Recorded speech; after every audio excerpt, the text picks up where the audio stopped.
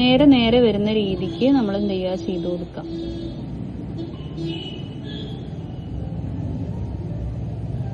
Same തന്നെയാണ് കേട്ടോ repeat ചെയ്യുന്നത്.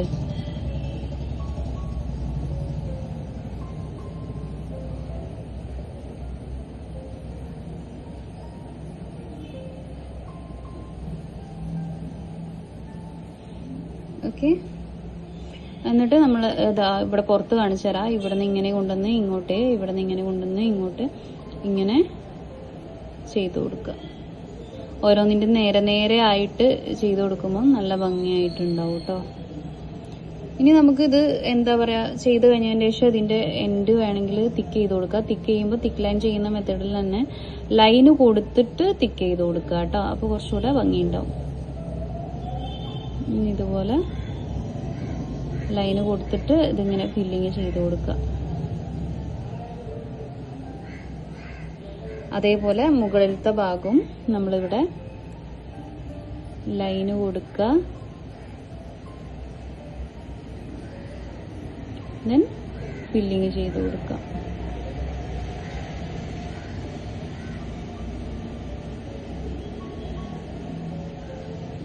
ഓക്കെ, അപ്പൊ ഇതാണ് മൂന്നാമത്തെ വെയിൻസ് വരുന്നത്. അപ്പൊ ഈ 3 വെയിൻസും നമ്മൾ ചെയ്തു. ഇതൊക്കെ ഇങ്ങനെ സ്ട്രെയിറ്റ് മാത്രമായിട്ടല്ല, വളച്ച് വേണമെങ്കിലും നമുക്ക് ചെയ്ത് കൊടുക്കാം. അത് ജസ്റ്റ് ഒന്ന് കാണിച്ചു തരാം. വളച്ച് ചെയ്യുകയാണെന്നുണ്ടെങ്കിൽ നമ്മളിപ്പോൾ ഫസ്റ്റ് വൺ ചെയ്യാണ്. അപ്പോൾ ഒരു കേവ് വരച്ചു. ഇതാ ഇപ്പൊ ഇങ്ങനെ ഒരു കേവാണ് വരച്ചിട്ടുള്ളത്. ഈ കേവിന്റെ മുകളിൽ നമ്മൾ സെയിം സംഭവം ചെയ്യാം. നമ്മളെപ്പോഴും ഇപ്പോൾ സ്ട്രെയിറ്റ് ആയിട്ട് പഠിച്ചു എന്ന് വിചാരിച്ചിട്ട് സ്ട്രെയിറ്റ് ആയിട്ട് മാത്രമല്ല. അപ്പൊ ഇതാ ഇതുപോലെ കണ്ടോ, സ്ലാൻഡിങ് ലൈൻ ഡോട്ട് വലിക്കുക, സ്ലാൻഡിങ് ലൈൻ ഡോട്ട് വലിക്കുക, സ്ലാൻഡിങ് ലൈൻ ഡോട്ട് വലിക്കുക, ഇങ്ങനെ ചെയ്തു കൊടുക്കുക.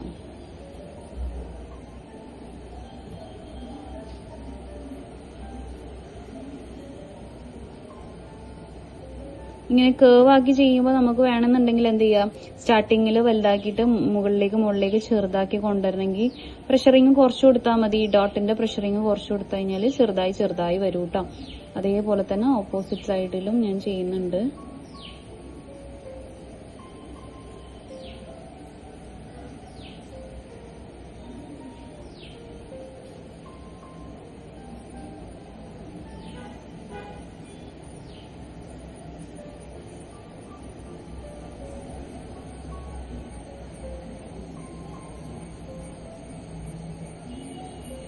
സെന്ററിൽ നമുക്ക് ഒരെണ്ണം കൊടുത്തിട്ട് സ്റ്റോപ്പ് ചെയ്യാം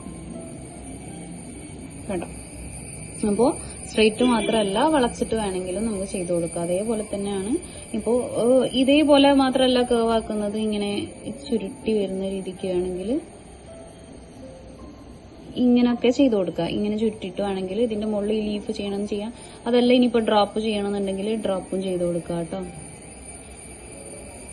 കണ്ടോ, ഡ്രോപ്പ് ചെയ്യുമ്പോൾ നമ്മൾ ഡോട്ട് ഇട്ടിട്ട് ഇങ്ങനെ വലിച്ചു കൊടുക്കുന്നു മാത്രം. ഇതും അതേപോലെ ചെറുതാക്കണം എന്നുണ്ടെങ്കിൽ ഡോട്ട് ഇടുന്നത് ചെറുതാക്കി കൊടുത്താൽ മതി. അപ്പൊ ചെറുതായി നമുക്ക് കിട്ടും.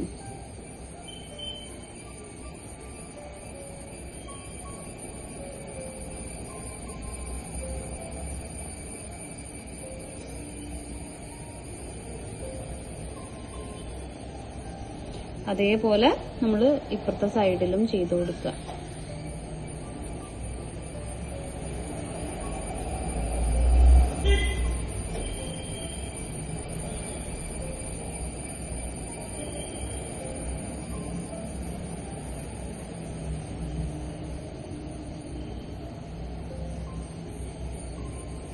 അപ്പൊ ഞാൻ ഇങ്ങനെ ചെറുതാക്കി പ്രഷറിങ് കുറച്ച് കൊടുക്കുകയാണ്.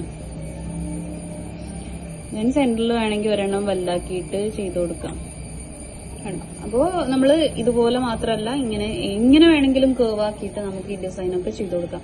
സെയിം ഇത് വേണമെങ്കിലും അങ്ങനെ തന്നെ ചെയ്ത് കൊടുക്കാം. അപ്പോൾ ഇതുപോലെ സ്ട്രെയിറ്റ് ആയിട്ട് മാത്രമല്ല, നമ്മളിപ്പോൾ ഡിസൈനിന്റെ അകത്ത് കേവ് ആക്കിയിട്ടാണ് നമുക്ക് വേണ്ടതെന്നുണ്ടെങ്കിൽ ഇതുപോലെ കേവ് ആക്കി വരയ്ക്കുക. അതിന് ശേഷം നമ്മൾ എന്ത് ചെയ്യുക, ഇതിന്റെ തൊട്ടടുത്തൂടെ ഒരു കേവും കൂടെ കൊടുക്കും സെയിം രീതിയിൽ.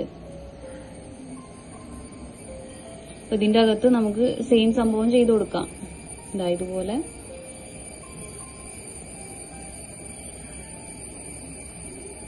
നമ്മൾ കയ്യിൽ ചെയ്യുമ്പോൾ നമ്മളിപ്പോൾ സ്ട്രെയിറ്റ് ആയി പഠിച്ചു എന്ന് വിചാരിച്ചിട്ട് അത് സ്ട്രെയിറ്റ് ആയിട്ട് മാത്രമല്ല, പല രീതിക്കും നമ്മൾ ചെയ്തു കൊടുക്കും.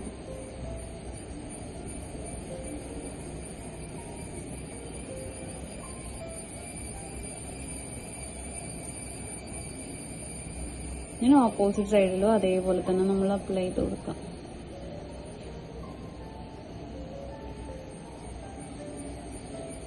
ഓരോന്നിനും നേരെ നേരെ ആയിട്ട് ഇങ്ങനെ ചെയ്ത് കൊടുക്കുക.